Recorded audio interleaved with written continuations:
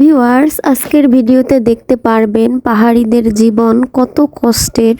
তারা কত পরিশ্রম করে তারপর তাদের জীবন যাপন করেন। গিয়েছিলাম বিরিশিরির দুর্গাপুর নেত্রকোনা।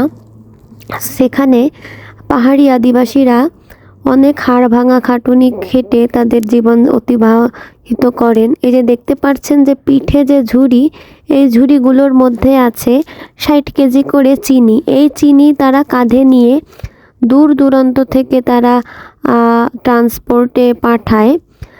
দেখতেই পাচ্ছেন যে তারা কত রকমের শতক মাইল পথ পাড়ি দিয়ে কাঁধে এগুলো ঝুলিয়ে নিয়ে রাস্তাঘাট, খাল, বিল, নদী, নালা পাড়ি দিয়ে তারপরে এইসব চিনি আমাদের হাতে আসে। তো এজন্য বুঝতেই হবে যে দাম এরকমই বেশি।